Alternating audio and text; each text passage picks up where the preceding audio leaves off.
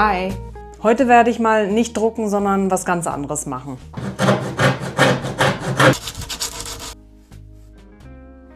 Irgendwie. Also die Lampe stört jetzt hier so ein bisschen. Ich mache die mal weg. Soll ich die Pflanze auch noch wegmachen?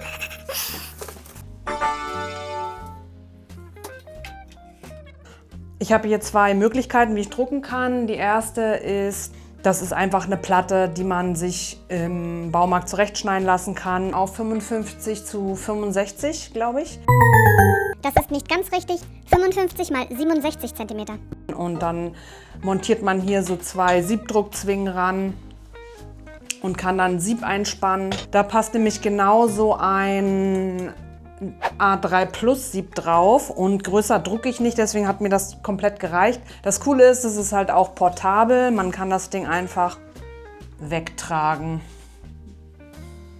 Und das ist eine sehr platzsparende Möglichkeit, auf Papier zu drucken. Und warum ich das Ganze überhaupt an dieser Maschine drucken will, das habe ich schon mal in einem anderen Video erklärt, wo ich die beiden Druckmöglichkeiten miteinander vergleiche für den Papierdruck.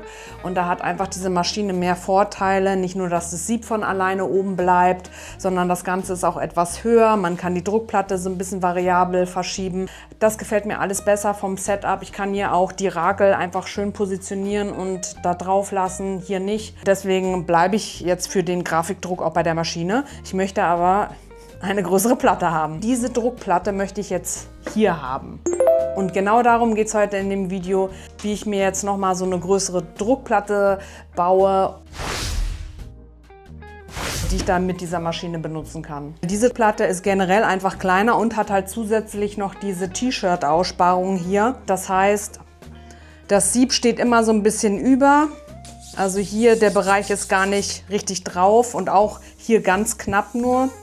Und das nervt mich. Ich merke das manchmal beim Rakeln. Mir fehlt da einfach ein bisschen Druckplatte. Klar, ich kann das hier nach vorne und nach hinten schieben. Dann ist aber hinten fehlt dann was. Und diese Druckplatte hat diesen Vorteil, das A3 Plus Sieb passt perfekt da drauf. Man hat es vorhin nicht so gut gesehen. Also, oder? Das ist schon ein ziemlich großer Unterschied. Was meint ihr? Vielleicht fragt ihr euch, warum ich nicht einfach diese Platte nehme und die ranmache. Ich mag diesen selbstgemachten Handdrucktisch halt total gerne und möchte den auch als Backup behalten. Vielleicht drucke ich damit auch noch mal, keine Ahnung.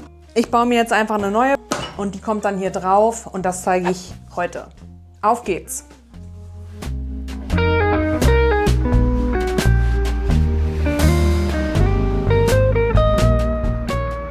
Ich bin jetzt auf dem Weg zum Baumarkt. Ich möchte mir da die Platten angucken, die Holzplatten. Genau. Jo, das mache ich jetzt.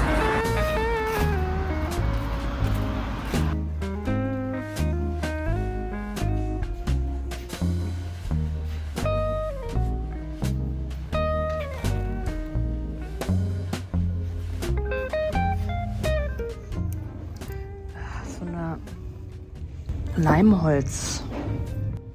Buche, Leimholz, ich weiß nicht.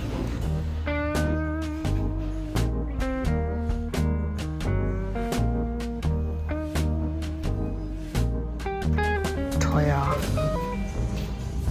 Ob ich einfach so eine Regalplatte nehmen könnte dafür?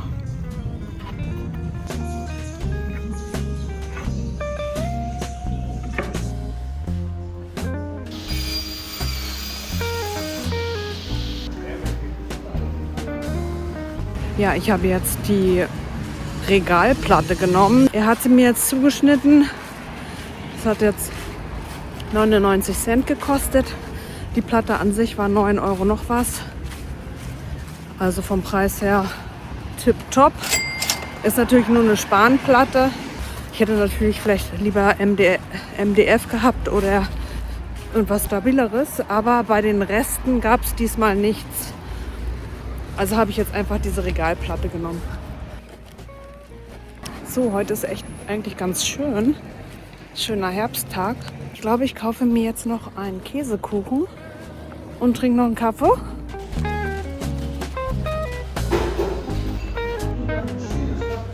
In der Tüte ist jetzt mein New Yorker Cheesecake.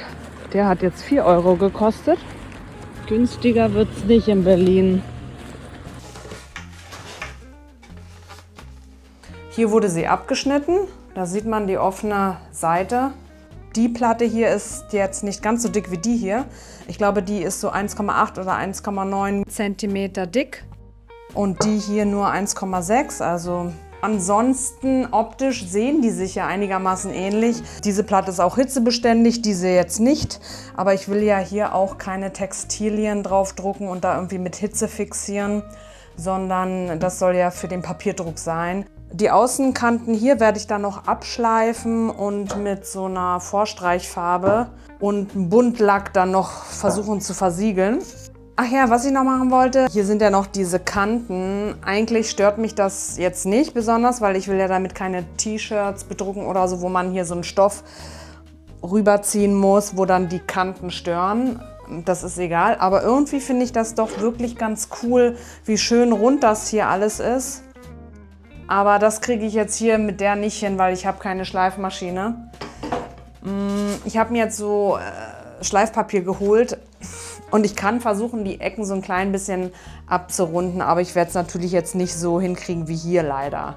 Dazu müsste ich wahrscheinlich hier einfach so ein Stück noch absägen und ja, ich hab nicht mal eine Säge. Ich überlege mir jetzt doch tatsächlich, ich zeichne hier dann einfach so diese Rundung vielleicht ein, hole mir eine kleine Säge, cutte hier so eine Ecke ab und werde dann mit dem Schleifpapier versuchen, die zwei Ecken so gut wie es geht rund zu machen.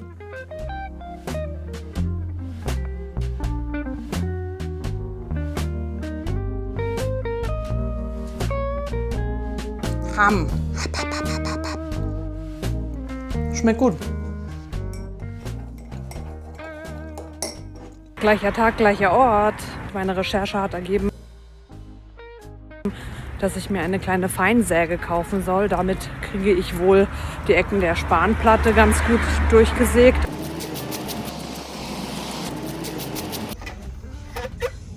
Die sieht ja süß aus, aber ist auch für Metall. Und hier gibt es ein richtiges Brotmesser.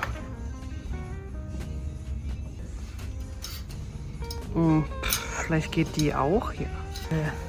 Die ist ein bisschen groß.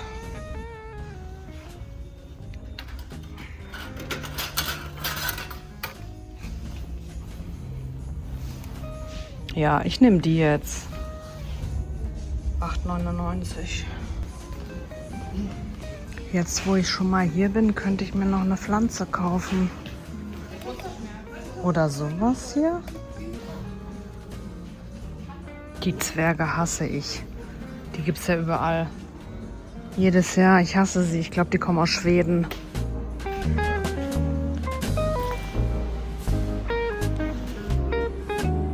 Die finde ich voll schön. Da hatte ich mal eine von, die ist mir aber ziemlich schnell eingegangen. Vielleicht ein Kaktus. Kaktus sind pflegeleicht. Die krieg auch ich nicht kaputt. Okay, finde ich ein bisschen creepy. Statt Kaktus hole ich mir jetzt einen Salat. So, hier ist das gute Stück. Das ist die Feinsäge. Keine Ahnung, ob das jetzt die richtige ist. Die ist auf jeden Fall für Holz und nicht für Metall. Sieht man das? Ich habe jetzt hier so kleine Markierungen gemacht.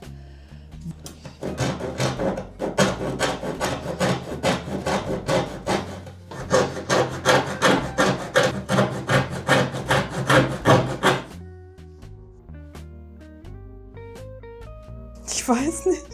Aber ich glaube, es funktioniert. Also es geht durch.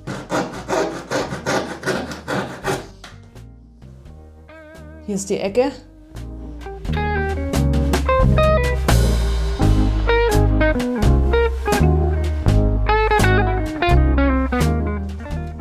So, die beiden Kanten sind ab. Die da hinten mache ich jetzt doch nicht. Ist eigentlich nicht nötig. Ich möchte eigentlich nur, dass es hier vorne so ein bisschen runder ist, weil ich dann halt da dran stehe und ich dann nicht so eine harten Kanten möchte. Ist natürlich jetzt hier nicht total professionell gemacht und man sieht auch hier splittert auch schon was ab. Jetzt habe ich natürlich noch diese Ecken hier und ich werde jetzt versuchen, das mit Schleifpapier rund zu kriegen irgendwie. Ich habe mir schon mal ein Stück 80er abgerissen und habe einfach mal so ein bisschen schon rumgemacht.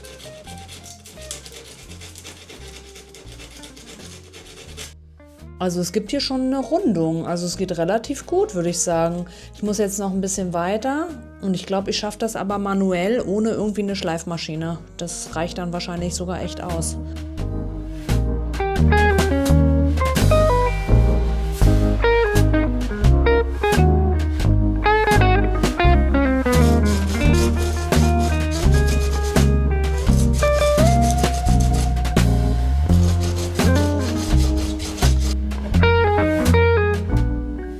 So, ich glaube, ich bin fertig. Ich habe jetzt beide Seiten abgerundet.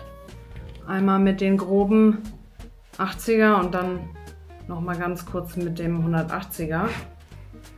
Und das ist jetzt richtig schön weich, wenn ich da mit dem Finger drüber fahre. Ja, und wie gesagt, also es ist jetzt nicht perfekt rund, ne?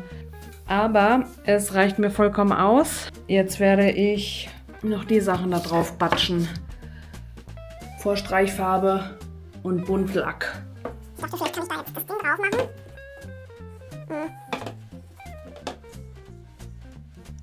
Also hier steht jetzt drauf bei der Vorstreichfarbe, dass ich das 1- bis 2-mal anstreichen soll. Ich glaube, ich mache es nur einmal. Und dann muss es aber auch noch mal 12 Stunden trocknen, bevor ich da den Lack drüber machen kann. Das bedeutet, da muss ich wieder einen Tag abwarten. Das ist ja blöd.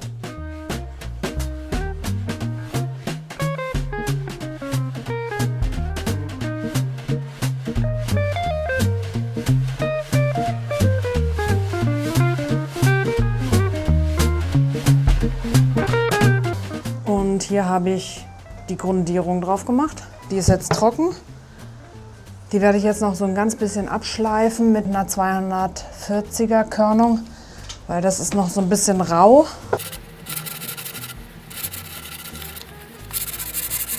Jetzt zu allerletzt mache ich noch ein PU Buntlack da drauf. Und zwar in Gelb. Das passt dann ganz gut zu der Maschinenfarbe. Meine Einweg Chopsticks.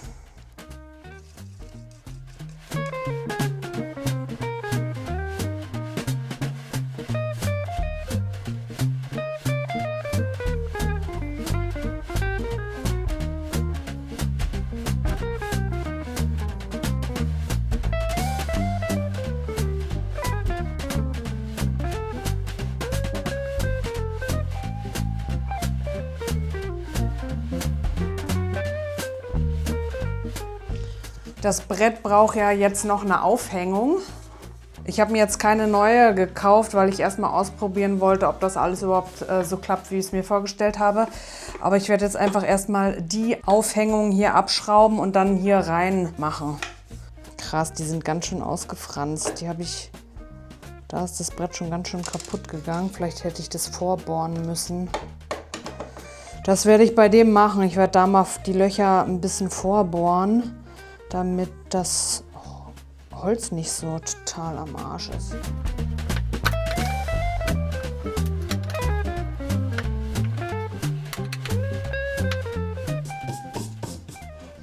Also da hat da so schöne Löcher drin. So die schöne Seite nach unten.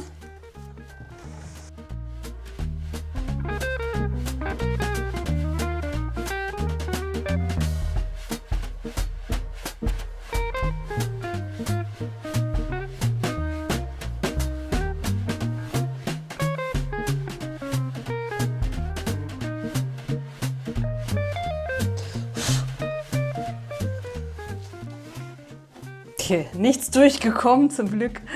Cool. Also die Aufhängung ist dran.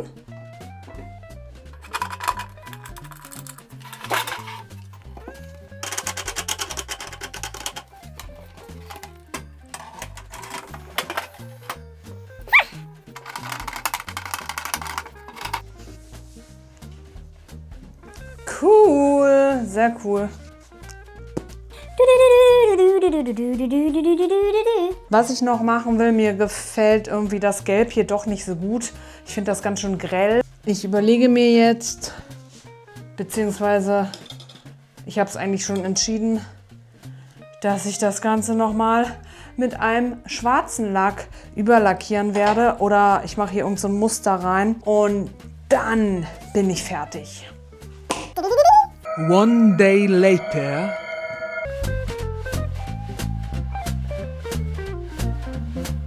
So, hier sind nochmal die neu angemalten Seiten. Da habe ich halt noch die mit schwarz ein bisschen dran rumgemalt. Das gefiel mir insgesamt dann besser und passt dann auch besser zu der Maschine, weil das Gelb war doch sehr grell. Und ich finde, das sieht jetzt ganz cool aus mit dem Schwarz hier. Jo. Die Platte ist jetzt 55 x 60 cm. Die ist ein bisschen kleiner als meine Handdrucktischplatte.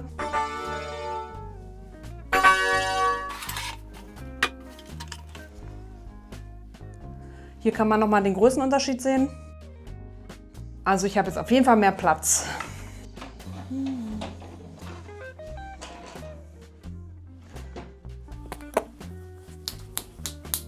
Haben wir nochmal das Sieb.